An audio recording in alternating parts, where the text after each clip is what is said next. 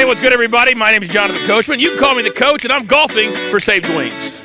Welcome back to another episode of the Gym on Base Show. We're back in Paso Robles with friend of the show, the great Jonathan Coachman. It's good to see you again. Great to see you, too. I was hoping I would see you because every time a year goes by and I'm still on this side of the dirt, and you become a big part of my life whenever I come here, so it's awesome to see you. Yeah, it's great to see you, and it's always such a great event. SabesWings is the 5th annual, and you're emceeing and you're hosting it, right? I was trying to count how many years I've come, and I thought it was only 3, but this is actually 4 because I hosted from year 2 to now. So this is one of the events that means a lot to me. Also, I can drive here, so that's also positive. But Bret Saberhagen, he's one of my sports heroes. I grew up in Kansas. My parents still live near Kansas City. So when he asked me 4 years ago, I said, yeah, I had no idea that I'd keep doing it year after year after year. But I love it, and I look forward to it, and it kind of splits up my fall a little bit, but it just gets bigger and bigger and bigger because Kandace is a force of nature. So it's awesome to be back. Yeah, I'm excited to be back as well. And you got to give us an update. You got a show on during the afternoon. You got a lot going on. Yeah, we're busier than ever. So we have my own shows, which are on Amazon Prime, Coaching Company, and I always swore I would never get back into wrestling. When I went to ESPN, I said no more WWE, and it just sucks you back in because it's so big. Once again, there's so much money out there that SiriusXM started a complete pro wrestling channel. So I have the afternoon drive show, and it's awesome because I forgot, I spent 12 years in the WWE, 10 years the first time, 2 years the second time, and I forgot how much credibility you got to have, whether it's wrestling, acting, whatever the case might be. So I'm super honored, too, that now that WWE just did a huge deal with ESPN, that I'm the only person walking God's green earth that has spent a decade at both places. Wow. So super proud of that. But we're busy, and I also have a big role with the PFL now, which is on ESPN. And then I still do PGA Tour events from January to August, about 8 to 10. So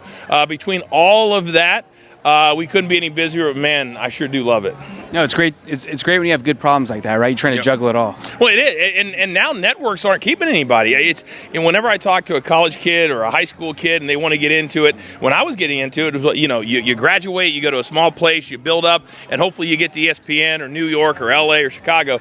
And now it's completely different. You got to be able to podcast, you got to be able to shoot your own stuff, you got to be able to edit.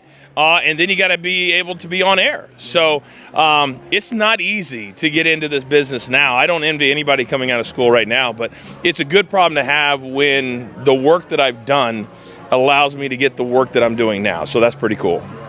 And another cool thing I just had to ask you, I didn't ask you last time. Do you remember the first time or how you met Bret Saberhagen? Since he's the local hero, obviously. Well, we had a mutual friend, and there was an MC year number 2. And bailed at the last minute. And so our mutual friend said, well, I think Coach lives in California. And so I got a random text or call, I can't remember which one it was, and it was him. And I was like, wait a second. And he said, listen, I'm in the jam.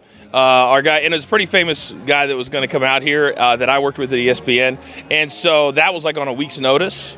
And so that's how it happened. And we hit it off, and I knew that we would because, I was 11 when he won the World Series in 1985. I told my son to look up the video and make sure, because it's one of the great videos of all time, hugging George Brett. And that's how, when I grew up, that's how we spent our summer vacations. My parents didn't have a lot of money, so we would go buy $3 tickets and watch the Royals play. So I wasn't going to tell him no, and now it's not even about him anymore. It's about Kandace, and I'm sure not going to tell her no. Well, awesome. Hey, me neither. Yeah, right? If she calls you Jim on Base, you'll be here. You'll be here for damn sure. It's great to see you again. Excited for the weekend. And as always, it's great to see you. Thanks for giving me some time. Listen to Jim on Base. You're everywhere, man. You're all over Instagram. You get all the big stars. Trying to do it, I say it's a wing job. There you go. Side hustle. I love it.